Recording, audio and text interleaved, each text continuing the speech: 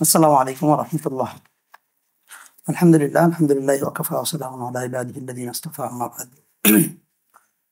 আমি আসলে কেরিয়ার নিয়েই কথা বলবো এবং আমার আলোচনার শিরোনামটা আমি দিয়েছিলাম এরকম যে খেদমত ও কেরিয়ার, কওমি কারিকুলামের প্রায়োগিক জটিলতা। তো সেই সূত্রে কওমি কারিকুলাম নিয়ে হালকা একটু কথা বলে আমি সামনে আগাবো। এখন প্রচুর ব্যাপকভাবে ইসলামাইজেশন অফ নলেজের কথা হচ্ছে, মানে আসলামাতুল ইলম, জ্ঞানের ইসলামাইজেশন। কিন্তু এই শিরোনাম থেকে আমরা বুঝতে পারতেছি যে এর আগে সেকুলারাইজেশন অফ নলেজ হয়ে গেছে, অর্থাৎ সেকুলারিজম ধর্ম থেকে জ্ঞানকে আলাদা করে ফেলছে, জ্ঞান থেকে ধর্মকে আলাদা করে ফেলছে, রাষ্ট্র থেকে ধর্মকে আলাদা করে ফেলছে। এটা আমরা অনুভব করতে পারতেছি, যে কারণে আমরা নতুন করে ইসলামাইজেশন অফ নলেজের কথা বলতেছি, সমন্বিত শিক্ষা ব্যবস্থার কথা বলতেছি, যেখানে দিনও থাকবে, দুনিয়াবি জাগতিক শিক্ষাও থাকবে। তো আমরা যদি আমাদের তুরাসে দেখি, তুরাসে বলতে ইসলামী ঐতিহ্যে আমরা যদি তাকাই, দেখব যে আমাদের এমন পলিম্যাথিক অনেক আলেম ছিলেন যারা একই সাথে ধর্মীয় জ্ঞানে পণ্ডিত ছিলেন, আবার একই সাথে জাগতিক জ্ঞানে পণ্ডিত ছিলেন। এর মানে হচ্ছে ওই সময়ের শিক্ষা ব্যবস্থাটাই এমন ছিল যেখানে শিক্ষা প্রতিষ্ঠানে বিজ্ঞান শেখানো হইতো, ওই সময়ের সেন্সে আর কি, ভূগোল শেখানো হইতো, অঙ্ক শেখানো হইতো, এবং পাশাপাশি ইসলামী জ্ঞানও মানুষকে শেখানো হইতো। সেইখানে তাদবিরে মানজিল বা রাষ্ট্র পরিচালনার নীতিও শেখানো হইতো, একই সাথে ধর্মীয় ইবাদত এবং মুআমালাতের ব্যাপারগুলো মানুষকে শেখানো হইতো। এবং আরো আশ্চর্যের ব্যাপার হলো যে উপনিবেশ আসার আগে যতগুলো শিক্ষা ব্যবস্থা ছিল, নট অনলি মুসলিম সোসাইটিতে, খ্রিস্টিয়ান এবং বৌদ্ধ সোসাইটিগুলোতেও শিক্ষার কেন্দ্রবিন্দু ছিল ধর্মীয় উপাসনালয় বা ধর্মীয় প্রতিষ্ঠান। সাপোজ ইউরোপে গির্জা কেন্দ্রিক শিক্ষা ব্যবস্থা ছিল, গির্জা থেকে শিক্ষা ব্যবস্থা পরিচালিত হইতো। এটা আপনি টুকটাক নজির এখনো দেখবেন। এই আপনার আসাদ গেট, মোহাম্মদপুরের আসাদ গেটের পাশে একটা স্কুল আছে, সেন্ট জোসেফ স্কুল। এরপরে নটরডেম স্কুল, আমেরিকার নটরডেম বিশ্ববিদ্যালয় যেটা, সেখানেও গির্জা কেন্দ্রিক শিক্ষা ব্যবস্থা। এটা মুসলিম জগতেও এরকমই ছিল। মুসলিম জগতে অক্ষ কেন্দ্রিক একটা শিক্ষা ব্যবস্থা প্রচলিত ছিল, যেখানে মুসলমান বড় বড় ধনকুব ব্যবসায়ীদের সম্পত্তিতে শিক্ষা ব্যবস্থা গড়ে উঠতো। সেখানে ধর্মীয় এবং জাগতিক শিক্ষা উভয়টা একসাথে সমন্বিত করে দেওয়া হয়েছে। যখন ইউরোপে সেকুলারিজম আসলো, তারা এসে সর্বপ্রথম যেটা করছে, ইসলামী শিক্ষা বা ধর্মীয় শিক্ষাকে জাগতিক শিক্ষাকে থেকে আলাদা করে দিছে। এবং এটা খুব সূক্ষ্মভাবে তারা করেছে। প্রথমত আপনারা জানেন যে ইতিহাসে অক্ষ ব্যবস্থার সক্রিয়তাকে, অক্ষ ব্যবস্থার যেই একটা প্রভাব ছিল, সেটাকে নাই করে দেওয়া হয়েছে। প্রায় আপনার 20-30% প্রতিষ্ঠান মুসলিম সোসাইটিতে অক্ফের উপরে নির্ভরশীল ছিল। সেটাকে তারা বিভিন্ন আইনের মাধ্যমে একদম অকার্যকর করে ফেলে দিছে আর কি। তো এটা হচ্ছে প্রাথমিক আলাপ যে ইসলামাইজেশন অফ নলেজের আগে সেকুলারাইজেশন অফ নলেজ হয়ে গেছে, যে ধর্ম থেকে জ্ঞানকে আলাদা করে ফেলা হয়েছে, রাষ্ট্র থেকে ধর্মকে আলাদা করে ফেলা হয়েছে। সুতরাং এই জটিলতা তৈরি হয়েছে যে আমরা এখন নতুন করে এই উভয় শিক্ষার সমন্বয়ের কথা ভাবতেছি। তো এই পর্বে কাসেম নানতুবি রহমতুল্লাহ আলাইহির একটা বক্তব্য দিয়ে আমরা কথা শুরু করব বা আগাবো। কাসেম নানতুবি রহমতুল্লাহ আলাইহি দারুল উলুম দেওবন্দের প্রতিষ্ঠার 4 বছর পরে 1872 সনে একটা বক্তব্য দিয়েছিলেন। সেখানে দারুল উলুম দেওবন্দের প্রতিষ্ঠার লক্ষ্য উদ্দেশ্য আলোচিত হয়েছে। সেখানে উনি প্রথম 3টা ধাপে কথা বলছেন। 1 নাম্বার হচ্ছে যে মানে কেন দেওবন্দ কেন্দ্রিক বা দর্শে নিজামী শিক্ষা ব্যবস্থা কেন আসতেছে এবং অন্যান্য শিক্ষা ব্যবস্থার সাথে সমন্বয় হবে কি না বা কিভাবে হবে, সেটা একটা ইঙ্গিত পাওয়া যায় এই বক্তব্যের মধ্যে। উনি প্রথম বলছেন যে দারুল উলুম দেওবন্দ এবং দর্শে নিজামীর প্রধান উদ্দেশ্য হচ্ছে ধর্মীয় শিক্ষাকে রক্ষা করা। কারণ সেকুলারাইজেশন ঘটে গেছে অলরেডি। ইউরোপ বা ব্রিটিশ উপমহাদেশে এসে শিক্ষা ব্যবস্থার যে সমন্বয় ছিল, সুসমন্বয় ছিল, সেটাকে ভেঙে দিছে। তারা শুধুমাত্র জাগতিক শিক্ষার জন্য প্রণোদনা দিচ্ছে, টাকা পয়সা দিচ্ছে, কিন্তু ধর্মীয় শিক্ষার জন্য কোনো ধরনের প্রণোদনা দিচ্ছে না। ফলে এবং তাদের বিশ্ববিদ্যালয় কলেজগুলোকে শুধুমাত্র জাগতিক এবং বিজ্ঞান কেন্দ্রিক শিক্ষা ব্যবস্থার জন্য তৈরি করছে, আর ধর্মীয় শিক্ষা আস্তে আস্তে শিক্ষা ব্যবস্থা থেকে সরিয়ে ফেলতেছে। এই অবস্থায় ধর্মীয় শিক্ষাকে রক্ষার জন্য দারুল উলুম দেওবন্দ প্রতিষ্ঠা হয়েছে। এটা ছিল ওনার 1 নম্বর পয়েন্টের কথা।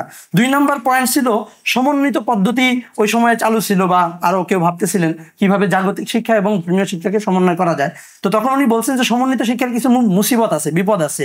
সেটা হলো যেই জায়গাগুলো, যেমন আমাদের নিউ স্ট্রিম শিক্ষা ব্যবস্থা চালু ছিল একটা সময়ে, এবং আলিয়া মাদ্রাসার এখনকার বাস্তবতা আমরা দেখতেছি যে সমন্বিত শিক্ষা ব্যবস্থা কায়েম করতে গিয়ে, প্রতিষ্ঠা করতে গিয়ে ধর্মীয় শিক্ষাকে নাই করে ফেলা হয়। আলিয়া মাদ্রাসাগুলোতে দেখবেন যে ধর্মীয় শিক্ষার চেয়ে জাগতিক শিক্ষার আকর্ষণ বেশি, এবং কি শিক্ষকরাও নিজেরা হুজুর নামের চেয়ে স্যার নামটা বেশি পছন্দ করে। এবং অধিকাংশ আলিয়ার স্টুডেন্ট দাখিল এবং আলিমের পরে কেউ ফাজিল পড়তে চায় না, তারা সবাই চায় ইউনিভার্সিটিতে যে বিসিএস দিয়ে চলে যেতে। তো সমন্বিত শিক্ষা ব্যবস্থার একটা সমস্যা যে রাষ্ট্র কর্তৃক পৃষ্ঠপোষকতার কারণে অধিকাংশ সমন্বিত শিক্ষা ব্যবস্থার শিক্ষার্থীরা এই আপনার জাগতিক দিকে চলে যায়। তো সুতরাং সমন্বিত শিক্ষা ব্যবস্থা নিয়ে আমরা যারা প্রস্তাব দিব তারা এই ব্যাপারটা নিয়ে খুব সিরিয়াসলি ভাববো যে আমাদের শিক্ষা ব্যবস্থার সুফল কেউ যেন অন্য কেউ ভোগ না করে, বা আমরা হচ্ছে যেই মাকসাদে সমন্বিত শিক্ষা ব্যবস্থার কথা ভাববো সেই মাকসাদটা যেন নষ্ট না হয়। তো এটাও কাসিম নানুতুবি রহমতুল্লাহ দ্বিতীয় পয়েন্টে বলছেন। তৃতীয় নাম্বার পয়েন্টে বলছেন একটা এক্সিট পয়েন্টের কথা। এক্সিট পয়েন্ট বলতে যে কেউ যদি দার্সে নিজামীর ভেতর থেকে জাগতিক শিক্ষা নিতে চায় বা সরকারি কারিকুলামে অংশগ্রহণ করতে চায় এবং সেইখানের মধ্য দিয়ে রাষ্ট্রীয় কার্যক্রমে দাপ্তরিক কাজকর্মে ভূমিকা রাখতে চায়, রাষ্ট্র এবং সমাজ পরিবর্তনে প্রত্যক্ষ ভূমিকা রাখতে চায়, তাদের ক্ষেত্রে উপায় কি? দার্সে নিজামীর ছাত্ররা কোনো এক্সিট পয়েন্ট পাবে কিনা? তো সেই সময় কাসিম নানুতুবি রহমতুল্লাহ বলছেন যে উলুমে নাকলিয়ার উপরে পাকাপোক্ত হওয়ার পরে কেউ যদি চায় ইউনিভার্সিটিতে যাবে তার সে সুযোগ আছে, এবং সে যেন যায় উনি এনকারেজ করছেন, মানে উৎসাহ দিয়েছেন এবং বলছেন যে এটা একটা কামালিয়াতের ব্যাপার। আপনি যখন কওমি মাদ্রাসার পড়ালেখা শেষ করে দার্সে নিজামীর পড়ালেখা শেষ করে জাগতিক শিক্ষা অর্জন করবেন, বিজ্ঞান জানবেন, সাইকোলজি জানবেন, সমাজের মানুষের মনস্তত্ত্ব বোঝার জন্য বিভিন্ন জ্ঞান বিজ্ঞান আহরণ করবেন, টেকনোলজিতে দক্ষতা অর্জন করবেন, তখন অবশ্যই আপনি একটা বিশেষ কামালিয়াত অর্জন করবেন। সেই কামালিয়াতকে উনি এনকারেজ করছেন। এই 3 নম্বর পয়েন্টটা ধরে আমরা সামনে আগাবো যে আমরা যদি সেই কামালিয়াতের দিকে আগাইতে চাই কওমি মাদ্রাসা থেকে আমাদের কোনো এক্সিট পয়েন্ট আছে কিনা। আমরা খুব দুঃখের সাথে একটা কথা বলবো যে আমাদের নাহবি মির হেদায়েতুন কাফিয়ার যে জামাতগুলা, এখানে কিন্তু আমরা বুঝে ফেলতে পারি আমাদের কত পার্সেন্ট ছাত্ররা আমাদের মাকসাদের সাথে যাচ্ছে আর কয় পার্সেন্ট ছাত্র মাকসাদের সাথে যাচ্ছে না। আমি কাফিয়া এবং সরবেকাই বুঝে ফেলতে পারি যে এই ছাত্রকে দিয়ে দাওরা শেষ করিয়ে উলুমুল হাদিসের পণ্ডিত বানানো সম্ভব না, তাকে দিয়ে ইফতার পণ্ডিত বানানো সম্ভব না। আমি কাফিয়া সরবেকায় বুঝে ফেলতে পারি এবং তাকে শত চেষ্টা করেও আমি আরবি ভাষায় দক্ষতা অর্জন করাইতে পারতেছি না। এর মানে শিক্ষক হিসাবে আমাকে বুঝে নিতে হবে যে তার প্রতিভা আল্লাহ এখানে রাখেন নাই, তার অন্যান্য প্রতিভাতে তাকে সুযোগ করে দেওয়া উচিত। ওই জায়গা থেকে একটা এক্সিট পয়েন্ট আমার মনে হয় রাখা উচিত। এবং আমাদের ওস্তাদ জামিয়াতুল উলুম ইসলামিয়ার আবুল বাশার মোহাম্মদ সাইফুল ইসলাম সাহেব আমাদের বলতেন যে সবার মৌলানা হওয়া জরুরি না, কিছু মানুষ জালালাইন পর্যন্ত পড়ে মৌলভী পরিচয় ওনারা অন্যদিকে যাইতে পারেন, সেই সুযোগটা রাখা উচিত। এটা উনি আমাদের ক্লাসে ধরতে বলছিলেন যে এই এক্সিট পয়েন্টটা যদি রাখা হয় তাহলে এই গ্রামে গ্রামে মহিলা মাদ্রাসা এত বেশি হবে না। যারা অযোগ্য, আমি অনেকটাই দেখছি যে সে তার নিজের তরবিয়ত নাই, তার নিজের ভালো শিক্ষা নাই, শিক্ষা দীক্ষা নাই, সেই এলাকায় গিয়ে মহিলা মাদ্রাসা করতেছে, জ্ঞানজাম লাগতেছে। তো একজন ভাবতেছে দা তোর মাদ্রাসা চাকরি করবো না, আমি আরেকটা মাদ্রাসা দিব, মানে সফল উদ্যোক্তা। এর চেয়ে ভালো উদ্যোক্তা আসলে মানে পাওয়া কঠিন, যে সহজেই খুব সাহসিকতার সাথে নতুন উদ্যোগ গ্রহণ করতে পারে। তো এই যে বিষয়গুলো আমার আত্মীয় বা আমার ভাতিজিকেই বিভিন্ন মাদ্রাসায় দিতে গিয়ে আমি বলতেছিলাম যে আরে আমি ওই মাদ্রাসা দিব, ওই মাদ্রাসা যে প্রিন্সিপাল তাকে তো আমি চিনি, সে কি ধরনের তরবিয়ত এবং শিক্ষা ব্যবস্থার মধ্যে দিয়ে বা শিক্ষার মধ্যে দিয়ে উঠে আসছে, তার কাছে আমি আমার ভাতিজিকে শিক্ষা নিতে দিলে সে কি শিক্ষা দিবে এটা আমার জানা আছে, তার চেয়ে হোম স্কুলিং করেন, বাড়িতে পড়ান। তো এই সংকটগুলো কিন্তু আমাদের আশপাশে অহরহ ঘটতেছে। এখন একটা বড় মুসিবত হলো যে আমরা যখন কথা বলি তখন আসলে অনেক হাইপোথিক্যালি কথা বলি, সবাইকে ডক্টরেট করাবো এই চিন্তা ভাবনা থেকে কথা বলি যে সবাই ডক্টর হবে, সবাই ইবনে হাজার আসকালানি হবে, সবাই আব্দুল মালিক সাহেবের মতো স্কলার হবে, সেটা কিভাবে বানানো যায়, তাকে কিভাবে ইউনিভার্সিটিতে পিএইচডি করানো যায়। অবশ্য আপনি নিশ্চিতভাবে খেয়াল করতেছেন আপনার শিক্ষা ব্যবস্থার 65% ছেলে যোগ্য না, সে আব্দুল মালিক হওয়ার মতো না, তাকে অবশ্যই ভিন্ন একটা স্রোতে বা পদ্ধতিতে আগিয়ে নেওয়া যাও, মানে তাকে অ্যাপ্রিসিয়েট করা উচিত। সেই জায়গাতে আমাদের একটা ব্যবস্থাপনা থাকা দরকার। সেটা কেমন হইতে পারে? আমি আসন্না স্কিল ডেভেলপমেন্ট ইনস্টিটিউটের সাথে 9 মাসের মতো ছিলাম, দীর্ঘ একটা সময়। আমি খুব কাছ থেকে ছাত্রদের অনুভূতি শুনেছি, তাদের সাথে কথা বলেছি, আমি দেখেছি কওমি মাদ্রাসা থেকে মুমতাজ স্কোর অতিক্রম করে সে আসছে, প্রত্যেকটা ক্লাসে সে মুমতাজ, কিন্তু আমাদের আসন্না স্কিলে এসে সে ডিজাইন করতে পারতেছে না, সে অ্যাকাউন্টের হিসাব নিকাশ তার মাথায় ঢুকতেছে না। আর আরেকজন সে মকবুল ছাত্র, সে খুব সুন্দর ডিজাইন করতে পারতেছে, সে সুন্দর অ্যাকাউন্টিং এর হিসাব নিকাশ বুঝতেছে, সে মার্কেটিং এর আইডিয়া খুব ভালোভাবে নিতে পারতেছে। এর মানে কি? এর মানে হচ্ছে যে মুমতাজ যে পাচ্ছে তার প্রতিভা দার্সে নিজামীতে, আর যে মুমতাজ পায় না এর আগে মকবুল হয়ে আসছে তার প্রতিভা আল্লাহ রাখছেন গ্রাফিক ডিজাইনে। তারা প্রতিভা আল্লাহ তাআলা রাখছেন জাগতিক শিক্ষার কোনো একটা জায়গাতে। এখন সবার তো আলেম হওয়া জরুরি না, এটা তো আমরা কোরআনে আমাদেরকে বলছেন। তো সেইখান থেকে যাদেরকে আমাদের মনে হবে যে এদের দিয়ে আমরা মাওলানা আব্দুল মালিক সাহেবের মতো যোগ্য বানাইতে পারবো না, তাদেরকে একটু ভিন্ন পদ্ধতিতে আমরা ব্যবহার করি।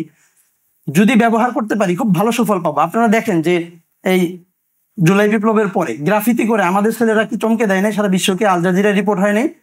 এই স্টুডেন্টগুলো কওমি মাদ্রাসায় কি মানে পায়, অ্যাপ্রিসিয়েট পায়, তাদেরকে কি উৎসাহ দেওয়া হয়? কিন্তু এটা একটা স্কিল না? অবশ্যই এটা একটা স্কিল। এরপরে আপনি দেখবেন আমাদের এই যে নুরুল হক সাহেব, উনি চট্টগ্রামের হাটহাজারী মাদ্রাসা থেকে পড়ছেন, আল জাজিরা ডিজাইন, আল জাজিরার লোগো করছেন এবং প্রথম আলোতে ওনাকে নিয়ে প্রতিবেদন হয়েছে। এই যে যোগ্যতাগুলো, এটা আমাদের কওমি মাদ্রাসার স্টুডেন্টদের মধ্যে হিডেনলি আছে। সবাইকে আল্লাহ মেধা দিবেন, সবাইকে আল্লাহ উলুমুল হাদিস বোঝার তৌফিক দিবেন, ইফতা পড়ার মতো যোগ্যতা দিয়ে দিবেন, ব্যাপারটা জরুরি না। আমরা সকল শিক্ষা ব্যবস্থায় এরকম এক্সট্রা কারিকুলার অ্যাক্টিভিটিস থাকে, কারিকুলামের বাইরে কিছু প্র্যাকটিস থাকে, যার মধ্য দিয়ে শিক্ষার্থীরা বিভিন্ন যোগ্যতা নিয়ে গড়ে ওঠে।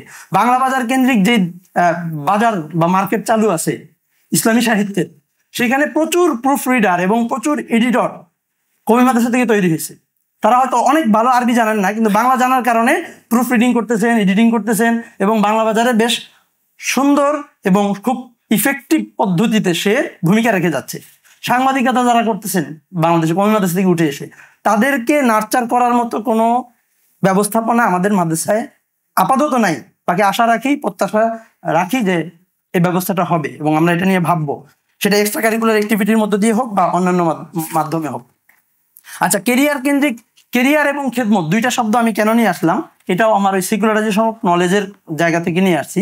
কেরিয়ার শব্দ শুনলে সাধারণত আমাদের মনে হয় যে একটা ইহজাগতিক ব্যাপার, টাকা কামাবো, বড় বড় পদ অর্জন করবো, এইটাই। আর খেদমত বলতে পুরোপুরি উম্মার জন্য নিবেদিত হয়ে যাবো, কোনো টাকা পয়সা লাগবে না। এই যে দুই ধরনের দুই রকম সেন্স, এটা বোঝানোর জন্য মূলত দুইটা শব্দ নিয়ে আসছি। তো খেদমত শব্দের মধ্য দিয়ে আমরা কেরিয়ারে ঢুকে যাই, মানে আমাদেরকে দাওরার আগ পর্যন্ত বলা হয় আপনারা খেদমত করবেন, কিন্তু যখনই যাই চাকরি জীবনে তখন আমাদেরকে দেখানো হয় কেরিয়ার। ঠিক আছে, তো ওই জায়গায় আবার সংকট। কেরিয়ার এর পরিচয় যারা দেন তারা বলেন কেরিয়ার হলো সবসময়, কেরিয়ার বলা হয় এমন জিনিস যেখানে ডেভেলপমেন্টের সুযোগ আছে। অর্থাৎ কেউ যদি রিক্সা চালায় এটারে কেরিয়ার বলে না। কারণ কি, 40 বছর রিক্সা চালাইলে আপনার কোনো উন্নতি নাই, আপনি ঠিক রিক্সায় চালাবেন। 40 বছর পর আপনি বলতে পারবেন না আমার বিমান চালাইতে দেন, আমি এতদিন রিক্সা চালাইছি, বিমান চালাইতে পারবো না কেন? এটা আপনি বলতে পারবেন না, জন্য এটার নাম হচ্ছে, এটা কেরিয়ার না। যদি কেরিয়ার হয় তাহলে ওইটা হচ্ছে যে আপনার মধ্যে ডেভেলপমেন্ট থাকবে, আপনি একটা সময় পর্যন্ত উত্তীর্ণ হইতে থাকবেন, উপরের দিকে উঠতে থাকবেন। ইউনিভার্সিটিতে আপনি যদি টিচারই শুরু করেন, লেকচারার পর থেকে শুরু করে অধ্যাপক হওয়ার সুযোগ আছে। কওমি মাদ্রাসা যদি আপনি পড়ালেখা শুরু করেন, যে পড়ানো শুরু করেন, সেইখানেও এই ব্যাপারটা থাকা উচিত। যে আমাদের এখানে দুঃখজনক ব্যাপার হলো আমরা যখন করি, মানে কওমি মাদ্রাসায় পড়ালেখা শুরু করি, কেউ যদি ফিকহের সাবজেক্ট পড়ান, সে আর ওই ফকি হয়ে ওঠেন না। ওনারে নানান সাবজেক্টের মধ্যে ঘুরে টুরে তিহ ময়দানে এনে ছেড়ে দেওয়া হয়। তো প্রতি বছরে সাবজেক্ট চেঞ্জ হয়। কাউকে মুতাখাসিস হওয়ার সুযোগ আমাদের কেরিয়ার বা খেদমত সিস্টেমে রাখা হয় নাই। এটা একটা সমস্যা। এই সমস্যাগুলো নিয়েও ভাবা দরকার। আবুল হাসান নদভী রহমতুল্লাহ বলছেন পাঁচ সুরাগী জিন্দেগির মধ্যে যে আমাদের প্রধান দুইটা গুণ অর্জন করা উচিত, একটা হচ্ছে ইখলাস এবং আরেকটা হচ্ছে ইখতিসাস। এই দুইটা অবশ্যই মাস্ট লাগবে। কওমি খেদমত ব্যবস্থার মধ্যে দিয়ে যারা আগাবেন তাদের মধ্যে ইখলাস অবশ্যই থাকবে এবং ইখতিসাসের জায়গাটাকে প্রায়োরিটি দিবেন। এই দুইটা হইলে আমার মনে হয় কেরিয়ার কেন্দ্রিক আর কোনো সংকট থাকে না এবং থাকবে না, আশা করি। এই একটা ব্যাপার। আরেকটা গুরুত্বপূর্ণ বিষয় হলো যে কত পার্সেন্ট শিক্ষার্থী ফারাগাতের পরে তাদরিসিতে যাবে আর কত পার্সেন্ট অন্যান্য সেক্টরে কাজ করবে, ভূমিকা রাখবে, এটা নিয়ে একটু ভাবা উচিত। ইউনিভার্সিটিতে যারা পড়ে বা অন্যান্য শিক্ষা কারিকুলামে যারা অভ্যস্ত, তাদের কাউকেই দেখবেন না, রেশিওটা এরকম না যে যারা পড়ালেখা শেষ করতেছে সবাই তাদরিসি করে, সম্ভব না। ইউনিভার্সিটিতে টিচার থাকে 40 জন, সাপোজ একটা প্রতিষ্ঠানে টিচার থাকে 40 জন, আর শিক্ষার্থী থাকে অনেক হাজার বা কয়েক হাজার, 2000 3000। এখন আপনি যদি 2-3 হাজারের আবার তাদরিসের জন্য বাধ্য করেন, তখন মানে কর্মসংস্থানের সংকট তৈরি হবে, খুব স্বাভাবিক। তো আপনার এক্সিট পয়েন্টগুলো অনেক বেশি থাকতে হবে। যেহেতু আমাদের যে দর্শন নিজামী কারিকুলাম, এখানে অনেক কিছু আছে, মান্তিক আছে, ভাষা আছে, তারপর হচ্ছে উসুল আছে, ফিক আছে, ফিকুল বুয়ুক আমরা পড়তেছি। তো নানা রকমের দক্ষতা আমাদেরকে দেওয়া হয়, কিন্তু এই বিভিন্ন রকমের দক্ষতার এক্সিকিউশন হয় না, এটার বাস্তবায়ন হয় না, তাৎবিক হয় না। আমরা শিখতেছি কিন্তু তাৎবিক নাই, ইনপুট আছে আউটপুট নাই। ফলে আমাদের অনেক যোগ্যতা আমাদের মধ্যে আছে সুপ্ত, সেটা আমরা ব্যবহারের জায়গা পাচ্ছি না। এই সুযোগটা আমাদের মধ্যে তৈরি করা উচিত, এটা একটা গুরুত্বপূর্ণ ব্যাপার। আরেকটা জায়গা হচ্ছে যে আমাদের অনেকে ব্যবসায়, মানে আমরা কওমি মাদ্রাসা পড়ালেখার শেষে ব্যবসাকে কেরিয়ার হিসেবে বেছে নেই, অথচ ব্যবসা বাণিজ্য এত সহজ জিনিস না। একটা সময় ছিল যখন আপনার কিছু টাকা পয়সা হইলে কাপড় চোপড় কিনে আপনি ব্যবসা শুরু করে দিতে পারতেন, কিন্তু এই সময়টা ওইরকম না। এখন ব্যবসা শিখতে হবে আপনাকে, ব্যবসা যদি করতে চান ব্যবসাও শিখে করতে হবে। তো আমরা দেখা যায় যে ব্যবসা শুরু করতে গিয়ে কোনো ব্যবসার মানে আগা মাথা পাই না, সবাই কালো জিরার মধু নিয়ে বসে পড়ি এবং অনলাইনে ফেসবুকে একটা পেজ খুলে কালো জিরা এবং মধু বিক্রি করি। এর মানে হচ্ছে যে আমি আমার শিক্ষা ব্যবস্থায় আসলে ব্যবসার ট্রেনিং নাই, ট্রেনিং দেওয়া হয় নাই, কিন্তু আমি বাধ্য হয়ে ব্যবসার দিকে যাচ্ছি। তো ওই বলছিলাম যে এক্সিট পয়েন্ট থাকা দরকার। কাফিয়া বা সর্বেগার পরে যখন আমরা বুঝে ফেলবো যে কিছু ছাত্র তাদেরকে দিয়ে স্পেশালিস্ট হওয়া সম্ভব না, এটা আমরা অনুভব করতে পারি, তারপরও তাকে এত বড় স্বপ্ন দেখানোর কোনো দরকার নেই। তাকে একটু ইজি পথে তাকে আগায় দেন, তাকে একটু ব্যবসা শিখিয়ে দেন। অনেকের মাথায় আছে খুব টেকনিক্যালি ব্যবসার বুদ্ধি টুদ্ধি তার খুব ভালো, তাকে ব্যবসা লাইনে একটু শিখিয়ে দেন, ট্রেনিং এর ব্যবস্থা থাকুক, কারিগরি শিক্ষা, টিবেট সিস্টেম, সেইখানের মধ্য দিয়ে সে একজন সফল ব্যবসায়ী হয়ে উঠুক। তো সেই প্র্যাকটিসটাও যেন থাকে কারিকুলামের পাশাপাশি, তাহলে আমরা একটা মানে সফল ভূমিকা রাখতে পারবো সমাজে। এটা একটা ব্যাপার, গুরুত্বপূর্ণ ব্যাপার। এরপরে দেখবেন আফটার স্কুল মক্তব বা মক্তব কেন্দ্রিক শিক্ষা ব্যবস্থাও আছে। এখানেও একটা কারিকুলাম, এখানে একটা কেরিয়ার এবং খেদমতের বড় স্কোপ তৈরি হতে পারে। সেটা কিভাবে? সেটা ধরেন, এটার চাহিদা কিন্তু অনেক বর্তমানে, নুরানি শিক্ষার ব্যাপক চাহিদা। নুরানির মধ্যে এত সুন্দর করে জিনিস শেখানো হয়, আজীবন মনে থাকে। আমার এখনো কেউ যদি জিজ্ঞেস করে নামাজের কয় ফরজ, ওই নুরানির যে তাল, যে ছন্দ, সেই ছন্দ দিয়ে মাসালা দিতে হয়। ঠিক আছে, আপনি দুর্রে মুখতারের ইয়া দিয়ে কখনো দেন না, মানে ওইখান থেকে কি, ওইখানে কি লেখা আছে বাক্য, এই সেন্স থেকে কেউ কিন্তু মাসালা দেন না। অজু ভঙ্গের কয় কারণ আপনি সেই নুরানির পড়া দিয়েই দেন, এবং এটা আপনি দেখবেন খুব মানে সফল। তো এই জায়গাটাকেও আরো ডেভেলপ করা যাইতে পারে, এবং আফটার স্কুল মক্তব, সোবাহি মক্তব, এই জায়গাগুলোতে কর্মসংস্থানের ব্যবস্থা হইতে পারে। এই যে আমাদের মুয়াল্লিম ট্রেনিং এর ব্যবস্থা হইতে পারে। এইটা আরো বৈজ্ঞানিকভাবে আরো কত সুন্দরভাবে এটাকে এক্সিকিউট করা যায়, সেটা নিয়েও ভাবনার ব্যাপক জায়গা আছে, আমার মনে হয় যে ভাবা উচিত। তো আরেকটা গুরুত্বপূর্ণ ব্যাপার সেটা হলো যে সবসময় আমরা যখন এই নেশাব সংস্কার এবং সমন্বিত শিক্ষা ব্যবস্থার কথা বলি, তখন সবসময় আমাদের দিকটাকেই ফোর্স করি, মানে হুজুররা কিছু করতেছে না, কওমি মাদ্রাসা থেকে জাগতেছি না। কিন্তু ব্যাপার হলো যে আসলে এই জায়গা, এবং সেই সময় তুলনা দেওয়া হয় যে ভারত এবং পাকিস্তানে যেই পরিমাণ হুজুররা অগ্রসর এবং তারা যেমন এই কি বলে খুব আপডেটেড, আমরা অতটা আপডেটেড না, আমরা পিছিয়ে আছি। আমার মনে হয় এটাও সত্য হইতে পারে, সত্য। বাকি এর পেছনে আরেকটা বাস্তবতা আছে। আমার মনে হয়েছে যে পাকিস্তান এবং বাংলাদেশ, পাকিস্তান এবং ভারত যতটুকু ধর্ম এবং ধর্মীয় জনগোষ্ঠীর ব্যাপারে সহনশীল, বাংলাদেশ রাষ্ট্র হিসেবে এবং এখানের বুদ্ধিজীবীরা ততটা সহনশীল না। আজকে ফেসবুকে পোস্ট দেখতেছি, মহিউদ্দিন আহমেদ নামে একজন লেখক আছে, উনি জুমার নামাজ থেকে বের হয়ে টুপিওয়ালা একটা ছবি দিচ্ছেন ফেসবুকে। এটা নিয়ে সেকুলার অঙ্গনে এবং বুদ্ধিজীবীদের মধ্যে ব্যাপক তোলপাড়। হ্যাঁ, আপনি টুপি মাথায় দিলেন কেন? মানে উনি বামপন্থী মানুষ, বামপন্থী হয়ে আপনি টুপি মাথায় দিবেন কেন? মানে টুপি এবং নামাজ জিনিসটাকে তারা সহ্যই করতে পারতেছে না। বিষয়টা হলো বাংলাদেশে সেকুলারিজমটা একটু এক্সট্রিমলি চর্চা হয়। এখানে ওই কি বলে জাহাঙ্গীরনগর মুসলিম ইউনিভার্সিটি থেকে মুসলিম নাম বাদ দিতে হয়, এখানে বাংলাদেশ মুসলিম কি আওয়ামী মুসলিম লীগ থেকে মুসলিম নাম বাদ দিতে হয়, এরকম নানান ব্যাপার স্যাপার আছে। তারপরে তো এই যে জিনিসটা, মানে বাংলাদেশের ভেতরে এই কাঠামোর মধ্যে যেই সেকুলারিজম যেভাবে চর্চা করা হয় এবং ইসলাম বিদ্বেষের যে একটা ব্যাপার আছে, সেটাও অনেক ক্ষেত্রে আমাদের পিছিয়ে থাকার পেছনে দায়ী থাকে।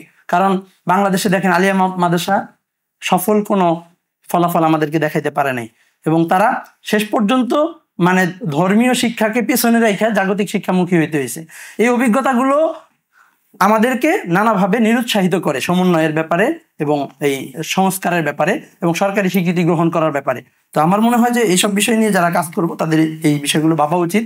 তবে সর্বোপরি আমার যে মূল টপিক ছিল এরিয়ার এবং খেদমত, সেই জায়গাটা আমি আশা করি টুকটাক দুই একটা জায়গা আপনাদেরকে দেখাইতে পারছি।